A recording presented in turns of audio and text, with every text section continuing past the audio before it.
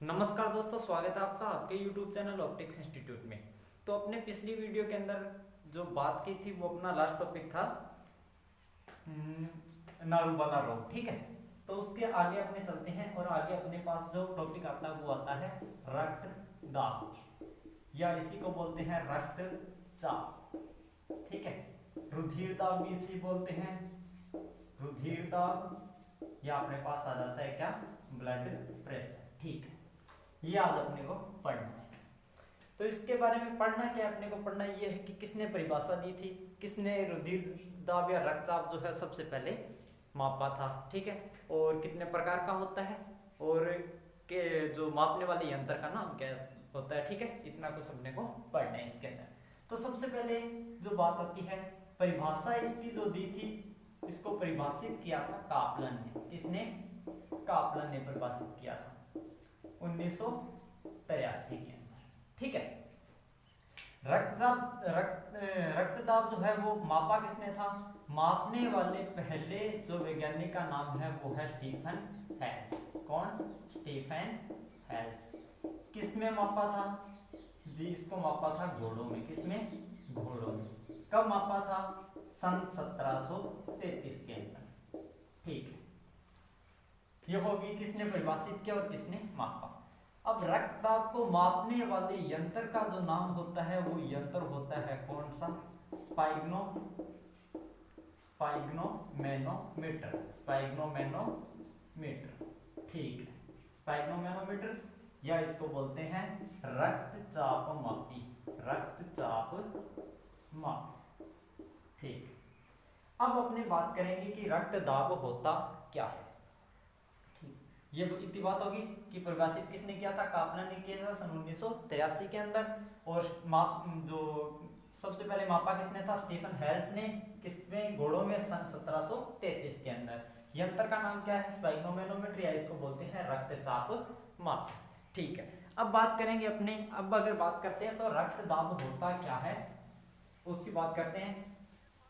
अपने इसको रफ कर देते हैं एक बार। ठीक है, अब देखो रक्तदाब क्या होता है। तो रक्तदाब जो होता है, जब अपनी रिपोर्ट आती है तो अपने को रक्तदाब ऐसे लिखा होता है 120/80। ठीक है, अब इसमें 120 क्या है, 80 क्या है, इसकी बात करेंगे। ठीक है, अब देखो क्या होता है कि जैसे अपने ये अपना रहा हार्ट, ये अपना क्या है? हार्ट है। ठीक है, और यहां पर अपनी क्या है? बॉडी है। एक बार हार्ट को इस बॉडी से अलग करके दिखा दे। ठीक है, जब हृदय क्या होता है? संकुचित होता है, तो रक्त जो होता है वो कहां से? हार्ट से कहां पे जाएगा? अपने जो हृदय उसमें से किस में जाएगा? शरीर में जाएगा। ठीक है, जब हृदय संकुचित होगा तो रक्त, यहाँ पे लिखते हैं, जब हृदय क्या होता है? संकुचित होता है। ठीक है, तो रक्त कहां पे जाएगा? बॉडी के अंदर जाएगा, शरीर के अंदर जाएगा। हार्ट को ढंग से पढ़ेंगे आप, आगे अपने आएगा हृदय परिसंचरण तंत्र उसके अंदर। ठीक है, अब जब हृदय वापस क्या होता है, एक बार हृदय क्या हुआ? संकुचित हुआ, उसके बाद वापस अपनी शिथिल अवस्था के अंदर आता है। जब शिथिल अवस्था के अंदर आता है, जब वापस आएगा किसमें? शिथिलन अवस्था में, तो रक्त कहां से जाता है? जो बॉडी है, शरीर से रक्त किस में जाता है? हार्ट में जाता है।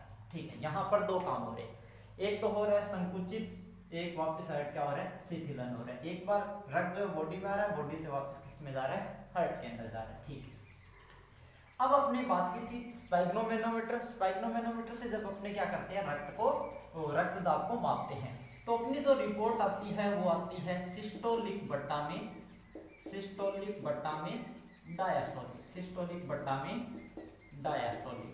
ठीक है, डायस्टोलिक। ठीक है, यहाँ जो ऊपर लिखा है 120/80, इसमें जो ऊपर वाला पार्ट होता है वो क्या होता है? सिस्टोलिक होता है, और ये नीचे वाला जो 80 होता है वो क्या होता है? डायस्टोलिक होता है। अब सिस्टोलिक क्या होता है? देखो सिस्टोलिक की परिभाषा क्या होगी। ठीक है, ये क्या होता है? संकुचित होता है। ठीक है, अब देखो जब हृदय संकुचित होता है तो रक्त कहां से जा रहा है? हार्ट से किस में जा रहा है? बॉडी के अंदर। जब हृदय क्या होता है? संकुचित होता है, तो जब रक्त हृदय से कहां पे जाता है? शरीर के अंदर जब जाता है, यहां से किस में से जाएगा? वेन में से जाएगा। ठीक है, जो अपनी रुधिर वाहिनी है, रुधिर वाहिनी है। ठीक है, रुधिर वाहिनी से जाएगा। अब देखो अब क्या होता है, रक्त दाब की बात करें तो क्या होता है कि जब रक्त इसमें से गुजरता है तो इस रुधिर वाहिनी पर, जैसे ये नलिका है, ठीक है, जब इसमें से रक्त गुजरेगा तो इसकी अंदर की जो दीवार है उस पे क्या लगता है, दाब लगता है, उस पे क्या लगता है, दाब लगता है। यही क्या होता है, रक्त दाब होता है। ये नॉर्मल सी बात है, सारों को पता है रक्त दाब होता है, ठीक है, रक्त दाब नाम से स्पष्ट है, ठीक है।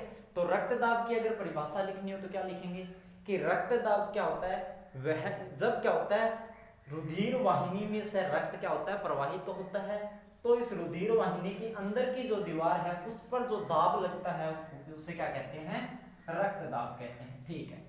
अब रक्त दाब जो होता है वो सिस्टोलिक बट्टा में डायस्टोलिक के रूप में होता है, ठीक है। सिस्टोलिक क्या होता है कि जब हृदय संकुचित होता है, क्या होता है, हृदय संकुचित होता है तो इस रुधिर वाहिनी पर जो दाब पड़ता है, जब हृदय संकुचित होता है तो रुधिर वाहिनी पर जो दाब पड़ता है उस दाब को क्या कहते हैं, सिस्टोलिक दाब। क्या कहते हैं, सिस्टोलिक दाब, ठीक है, सिस्टोलिक दाब, ठीक है। इसका मान कितना होता है, इसका मान होता है 90 से 120 के बीच में, ठीक है। ये पारे के बिंदु होते हैं, ठीक है, पारे के जो स्तंभ होते हैं उसके 90 से 120 के बीच में होता है, ठीक है। सिस्टोलिक की परिभाषा होगी, सिस्टोलिक की परिभाषा क्या होती है कि जब हृदय संकुचित होता है तो रुधिर वाहिनी पर जो दाब पड़ता है उसे क्या कहते हैं, सिस्टोलिक दाब कहते हैं। या आप ऐसे बोल सकते हैं कि जब जो रक्त होता है वो हृदय से किस में जाता है, शरीर में जाता है, तो रुधिर वाहिनी पर जो दाब पड़ता है उसे क्या बोलते हैं, सिस्टोलिक दाब बोलते हैं। डायस्टोलिक, इधर आ जाओ, जब बॉडी से वापस रक्त किस में जाता है, हार्ट में जाता है, जब बॉडी से वापस रक्त किस में जाता है, हार्ट में जाता है, तो अब जो रुधिर वाहिनी पर दाब पड़ेगा, ठीक है, उसे क्या बोलते हैं, डायस्टोलिक, उसे क्या बोलते हैं, डायस्टोलिक। अब देखो वापस शरीर से वापस हृदय, डायस्टोलिक, ठीक है। अब देखो शरीर से वापस हार्ट के अंदर रक्त कब जाएगा, जब हृदय क्या होगा, शिथिल होगा। तो परिभाषा क्या हो जाएगी डायस्टोलिक की, जब हृदय शिथिल अवस्था में आता है, जब हृदय शिथिल अवस्था में आता है तो रुधिर वाहिनी पर जो दाब पड़ता है उसे क्या बोलते हैं, डायस्टोलिक। डायस्टोलिक का जो मान होता है वो होता है 60 से 80 के बीच में, किसके बीच में, 60 से 80 के बीच में। और इसका मान कितना होता है, इसका मान होता है 90 से 120 के बीच में। अब एक क्वेश्चन आता है कि स्वस्थ व्यक्ति का रक्तचाप कितना होता है, स्वस्थ व्यक्ति का रक्तचाप कितना होता है। स्वस्थ व्यक्ति का जो रक्तचाप होता है उसका जो सिस्टोलिक होता है, ये वाला, ये तो कितना होता है 120, डायस्टोलिक जो होता है वो कितना होता है 80, कितना होता है 80। ये होता है स्वस्थ व्यक्ति का रक्तचाप, ठीक है। और रक्तदाब के प्रकार की बात अगर कर लें अपने, एक बार इसको वापस देख लेते क्या होता है। सबसे पहले तो बात आई थी कि रक्तदाब क्या होता है, रक्तदाब किसे कहते हैं कि जब रक्त क्या होता है रुधिर वाहिनी में से प्रवाहित होता है तो जो अपनी रुधिर वाहिनी है उसकी दीवार, अंदर की दीवार पे जो दाब पड़ता है उसे क्या बोलते हैं, रक्तदाब बोलते हैं, ठीक है। रक्तदाब को परिभाषित किसने किया था, रक्तदाब को परिभाषित किया था कापलन ने सन 1983 के अंदर। उसके बाद में एक व्यक्ति, उससे पहले एक व्यक्ति था, कौन सा, स्टीफन हेल्स, कब, सन 1733 में। उसने सबसे पहले रक्तदाब को मापा था, किसके अंदर मापा था, घोड़ों में मापा था, ठीक है। रक्तदाब को मापने वाले यंत्र का नाम स्पाइग्नोमेनोमीटर, या उसको बोलते हैं रक्तचाप मापी। जब स्पाइग्नोमेनोमीटर से अपने रक्त नाप लेते हैं तो अपनी जो रिपोर्ट आती है वो ऐसी आती है 120/80। अब अपने को समझना है कि जो 120 होता है वो क्या होता है, सिस्टोलिक होता है। अब सिस्टोलिक क्या होता है कि जब हृदय से रक्त कहाँ पे जाएगा, शरीर के अंदर, तो जो रुधिर वाहिनी पे दाब पड़ता है उसे सिस्टोलिक, ठीक है। जब अब डिवाइड में जो 80 लिखा है ये क्या होता है, डायस्टोलिक होता है। डायस्टोलिक क्या होता है, जब शरीर से वापस कहाँ पे रख जाएगा, हृदय के अंदर जाएगा तो उसे क्या बोलते हैं, डायस्टोलिक बोलते हैं, ठीक है। यहाँ तक की बात हुई कंप्लीट। अब बात आती है रक्तदाब के प्रकार। रक्तदाब कितने प्रकार का होता है, रक्तदाब 2 प्रकार का होता है। कौन कौन सा, आपके जो 10th के अंदर है वो लगभग सारे के सारे 2 ही प्रकार हैं, ठीक है। प्रोटीन से जो रोग हुए थे वो कितने प्रकार के, 2 प्रकार के, क्वासियोकोर और मेरस्मस, ठीक है। उसके बाद में अगर बात आती है, अपने बात करते हैं किसकी, रक्तदाब के प्रकार की। प्रकार की अगर बात करें तो 2 प्रकार आता है, ब्लड प्रेशर हाई हो जाता है, और ब्लड प्रेशर क्या हो जाता है, लो हो जाता है। ठीक है, ब्लड प्रेशर हाई और ब्लड प्रेशर लो। ठीक है, ब्लड प्रेशर हाई होता है तो जो रुधिर वाहिनी होती है उसमें रक्त की मात्रा क्या हो जाती है, ज्यादा हो जाती है। रक्त क्या हो जाता है, ज्यादा हो जाता है। रक्त ज्यादा होता है मतलब हार्ट भी क्या होता है, हार्ट बीट जो होती है क्या होती है, एचबी अपनी हार्ट बीट होती है वो क्या होती है, ज्यादा हो जाती है। ब्लड प्रेशर लो जब होता है तो जो अपनी रुधिर वाहिनी होती है उसके अंदर रक्त की मात्रा क्या हो जाती है, रक्त जो होता है वो कम प्रवाहित होता है। रक्त कम प्रवाहित होता है मतलब हार्ट बीट क्या हो जाती है, कम हो जाती है। ठीक है, ये अपने ब्लड प्रेशर के दोनों प्रकार। ठीक है, अब इसके बाद में टॉपिक आता है अपने पास नशीले पदार्थ। ठीक है, अब इसके बाद में जो टॉपिक आएगा अपने पास क्या आता है, नशीले पदार्थ।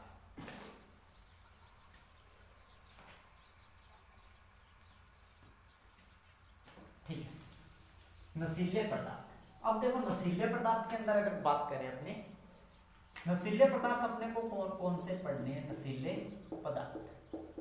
ठीक है, नशीले पदार्थ के अंदर सबसे पहले अपने को पढ़ना है कौन सा, गुटखा। कौन सा पढ़ना है, गुटखा। 2 नंबर पढ़ना है अपने को क्या, तंबाकू। तंबाकू के बाद में 3 नंबर अपने को पढ़ना है मदिरा, और मदिरा के बाद में 4 नंबर अपने को पढ़ना है अफीम। क्या पढ़ना है, अफीम। ठीक है, सबसे पहले इसकी बात करते हैं गुटखा। गुटखे से एक क्वेश्चन आता है कि गुटखे से कौन सा रोग होता है।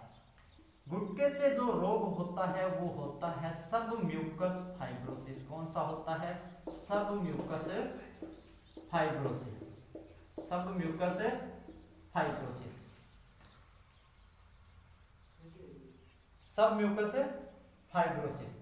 ठीक है, सब म्यूकस फाइब्रोसिस रोग के कारण क्या होता है, आप देखो इसके कारण क्या होता है, सब म्यूकस फाइब्रोसिस रोग में क्या होता है, सब म्यूकस फाइब्रोसिस रोग के कारण क्या होती है, जबड़े की हड्डी कठोर हो जाती है। जबड़े की जो अस्थि होती है, हड्डी होती है, वो क्या हो जाती है, कठोर हो जाती है। ठीक है, कठोर होने के कारण ये ठीक तरह से खुल नहीं पाती है। देखो क्या होता है कि जैसे अपने जबड़ा बनाते हैं, जबड़े की जो निचला जो जबड़ा होता है उसकी ये जो हड्डी है इसको बोलते हैं मैंडिबुलर। कौन सी हड्डी, मैंडिबुलर। ठीक है, इसके यहाँ पे अपना नाक आ जाएगा। ठीक है, ये इधर आंख आ गई। ठीक है, अब इसके बाद में यहाँ जो हड्डी होती है, ऊपरी जो जबड़ा होता है उसकी जो हड्डी होती है ये बीच में से ऐसे कटी हुई होती है, इसको बोलते हैं क्या, यहाँ से ये इधर से ऐसे आ जाएगी। ठीक है, यहाँ पे इनका जोड़ होता है दोनों का, इधर ऊपरी जबड़ा निचला जबड़ा, ऊपरी जबड़ा निचला जबड़ा। ठीक है, ये जो अस्थि होती है इसको क्या बोलते हैं, मैग्जिला अस्थि। कौन सी, मैग्जिला अस्थि या मैग्जिला बोन। ठीक है, हिंदी में भी मैग्जिला ही बोलते हैं, इसको मैंडिबुलर ही बोलते हैं। ठीक है, जब क्या होता है सबम्यूकस फाइब्रोसिस रोग के अंदर क्या होता है, ये जो यहाँ पर ये जो जॉइंट है, ठीक है, तो ये जो मैग्जिला अस्थि और मैंडिबुलर अस्थि, मैग्जिला अस्थि और मैंडिबुलर ये दोनों हड्डियां हैं, इनके बीच में ये जो यहाँ पर जो जॉइंट होते हैं ये क्या हो जाते हैं, कठोर हो जाते हैं।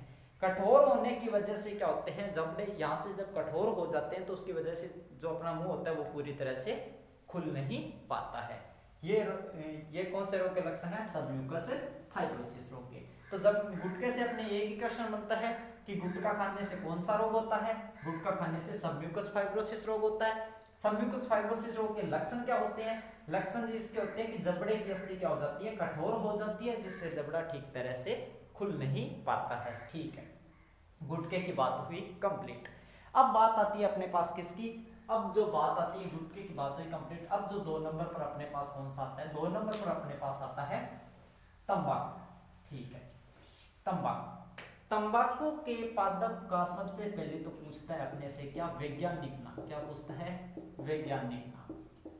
तंबाकू के जो पादप का वैज्ञानिक नाम होता है, ये तंबाकू पढ़ रहे हैं, ठीक है, तंबाकू के पादप का जो वैज्ञानिक नाम होता है वो होता है निकोटिएना टोबैकम। क्या होता है, निकोटिएना टोबैकम। ठीक है, इस चैप्टर में ज्यादा कुछ समझाने वाला है नहीं। ठीक है, अगला जो चैप्टर होगा उसके अंदर पूरा डायग्राम वगैरह से समझाना पड़ेगा। ठीक है, वैज्ञानिक नाम क्या होता है, निकोटिएना टोबैकम। तंबाकू का जो पादप होता है वो कौन से कुल का होता है? जो पादप होता है वो होता है कौन से कुल का होता है? सोलेनसी। किसका? सोलेनसी कुल का होता है। ठीक है, ये रहा तंबाकू का पादप, जैसे यहां से ला, ये रहा तंबाकू का पादप। ठीक है, इसकी ये क्या होती है? पत्ती होती है। तंबाकू जो होता है इसकी पत्तियों से ही प्राप्त होता है। पत्तियों में क्या होता है? 1 से 8% क्या पाया जाता है? निकोटीन पाया जाता है। क्या पाया जाता है? निकोटीन पाया जाता है। इन पत्तियों को क्या कर लिया जाता है? तोड़ लिया जाता है, फिर इनको सुखा लिया जाता है। तोड़ने के बाद में सुखाकर इनको क्या कर लिया जाता है? मरोड़ लिया जाता है। मरोड़ने के बाद में इनका जो चूरा बना देते हैं वो क्या होता है? तंबाकू होता है। क्या होता है? तंबाकू होता है। फिर उनको पैकिंग करके आगे भेज देते हैं। ठीक है, अब देखो 1 से 8 तंबाकू की जो पत्तियों में कितने प्रतिशत निकोटीन पाया जाता है? 1 से 8%। तंबाकू के पादप का वैज्ञानिक नाम क्या है? निकोटिएना टोबैकम। तंबाकू के पादप का कुल कौन सा है? सोलेनसी है। ठीक है, तो 1 2 3 क्वेश्चन बन गए। कौन सा वैज्ञानिक नाम कौन सा होता है? कुल कौन से कुल का पादप है और कितने प्रतिशत निकोटीन होता है? 3 क्वेश्चन यहां से बन गए। अब बात आती है तंबाकू से कौन कौन से दुष्प्रभाव होते हैं। तंबाकू के दुष्प्रभाव के बारे में अब बात करते हैं। ठीक है, तंबाकू के जो दुष्प्रभाव है, अब सारों को पता है, सभी लिख सकते हैं कि नंबर 1 मुंह, गले, फेफड़े का कैंसर हो जाता है। कैंसर हो जाता है। ठीक है,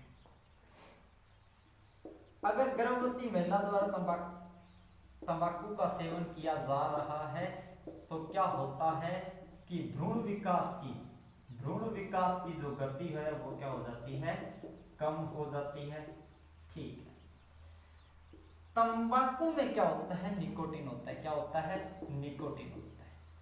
निकोटीन क्या करता है? ये जो धमनी है अपनी जो, ठीक है, जिसमें से रक्त प्रवाहित होता है, ठीक है, अब ये जो धमनी है इसके आकार को क्या कर देता है? बड़ा कर देता है। जब इसके आकार को बड़ा कर देता है तो अपना जो ब्लड प्रेशर होता है, बीपी होता है, वो बढ़ जाता है। ठीक है, बीपी बढ़ जाता है। ठीक है, अब इसमें से क्या होता है? क्योंकि जब ये बड़ी हो जाएगी तो इसमें से आसानी से जल्दी जल्दी रक्त प्रवाहित होने लग जाएगा। ठीक है, निकोटीन क्या करता है? ब्लड प्रेशर बढ़ा देता है। निकोटीन का जो धुआं होता है, इसके धुएं में क्या होता है? Carbon monoxide. क्या होता है? Carbon monoxide. Carbon monoxide. Carbon monoxide सुनते जाना। कार्बन डाइऑक्साइड का सूत्र होता है क्या? CO2। कार्बन डाइऑक्साइड, C का कार्बन, 2 के लिए डाई, O से ऑक्साइड।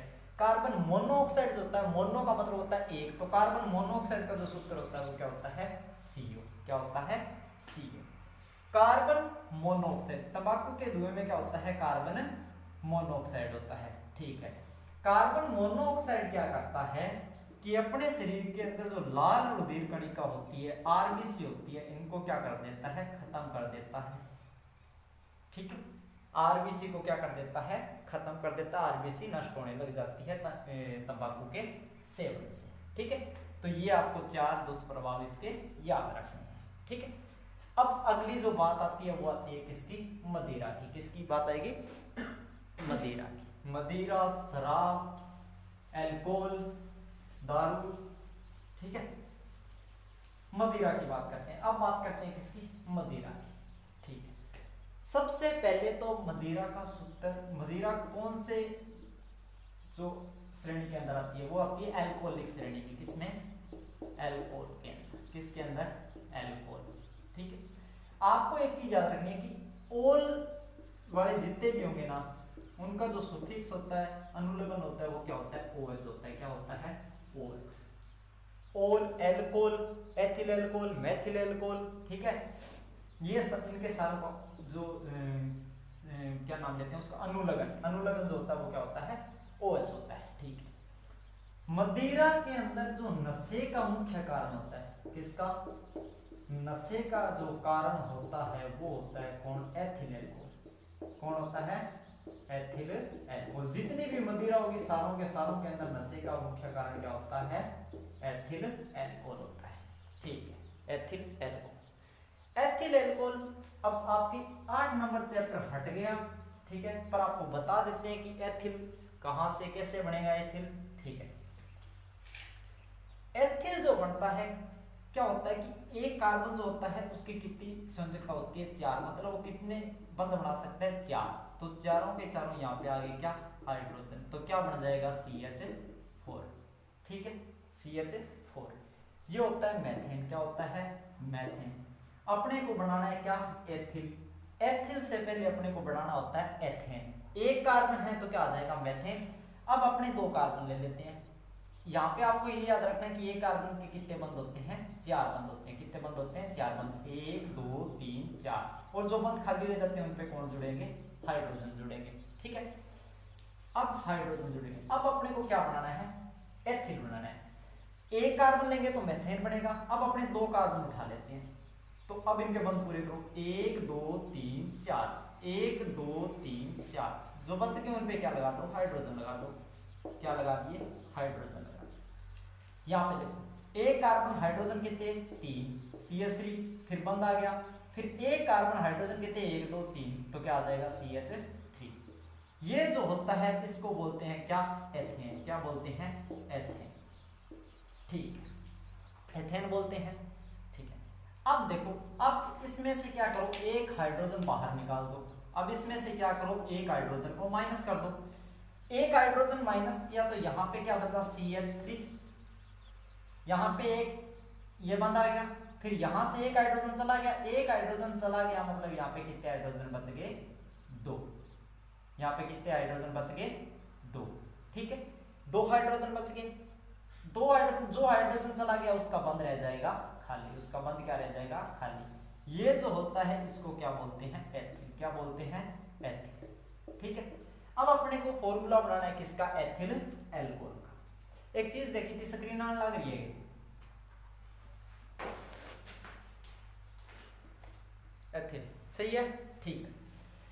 अब देखो यहां से एथिल अपने को फॉर्मूला बनाना है एथिल एल्कोहल का। एथिल क्या होता है यहां से उठाओ CH3 CH2 CH3 CH2, ठीक है। एल्कोहल के लिए ओल के लिए मैंने बताया क्या लगता है OH, क्या लगता है OH, तो एथिल एल्कोहल का सूत्र क्या हो जाएगा CH3 CH2 OH। अब कई बोलेंगे हमारी बुक के अंदर ऐसा नहीं लिखा है, तो आपके बुक के अंदर ऐसा लिखा होगा C कितने C 2, हाइड्रोजन कितने 5, C2H5OH, ठीक है। ये किसका सूत्र है एथिल एल्कोहल का, ठीक है। नशे का मुख्य कारण कौन होता है एथिल एल्कोहल। एथिल एल्कोहल का फॉर्मूला क्या होता है C2H5OH, या आप ऐसे याद रख सकते हो CH3 CH2OH, ठीक। अब बात आती है कि जी एल्कोहल से क्या होता है,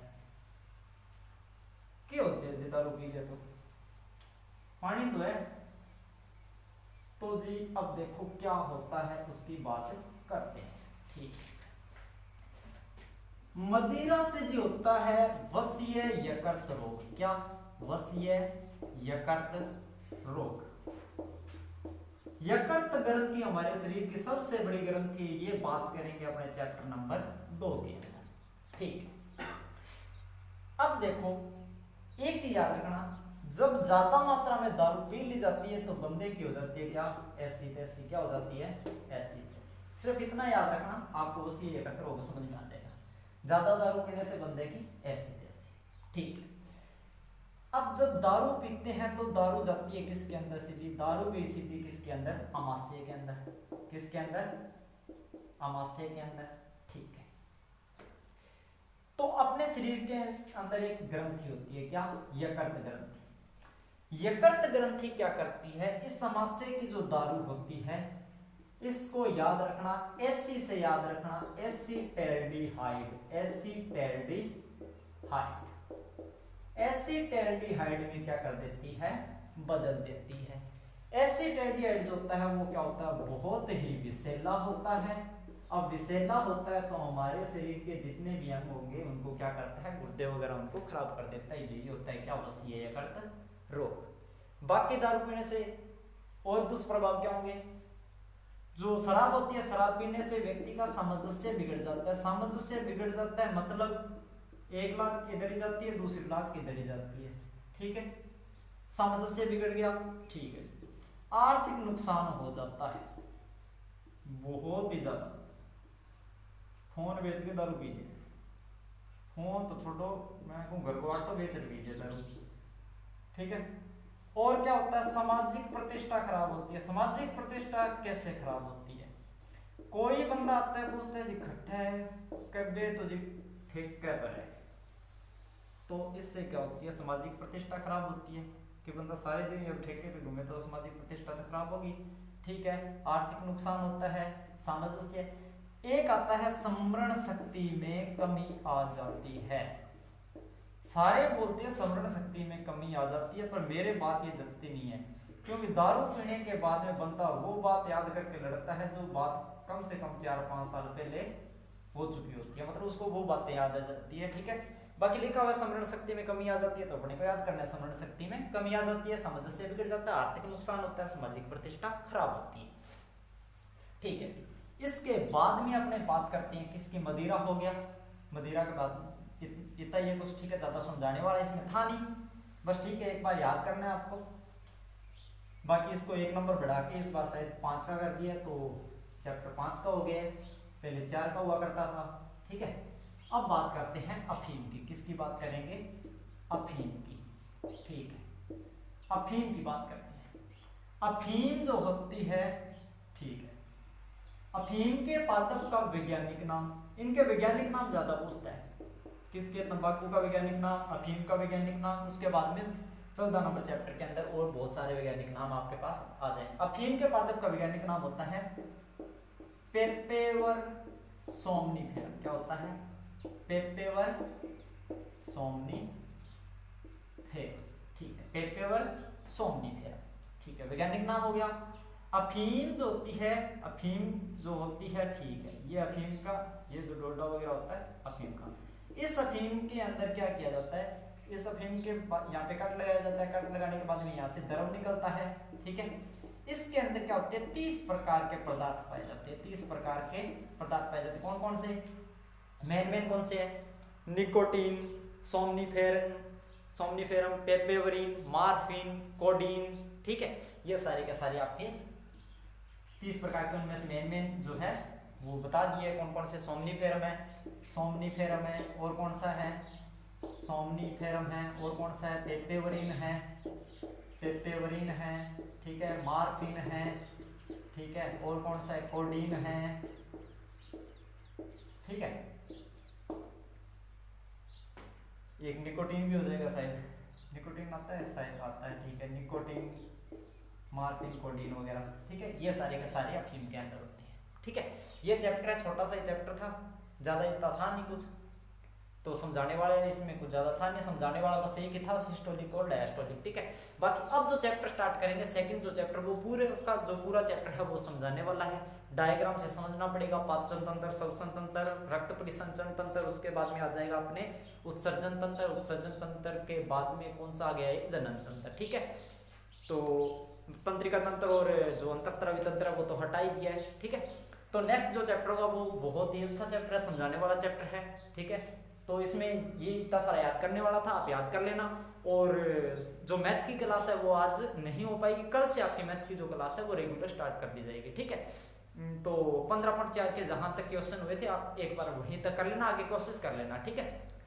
तो मिलते हैं नेक्स्ट वीडियो में, और आप चैनल को सब्सक्राइब कर दिया करो, ठीक है, अपने दोस्तों को शेयर कर दिया करो, ठीक है, तो और लाइक और कमेंट भी कर दिया करो, ठीक है।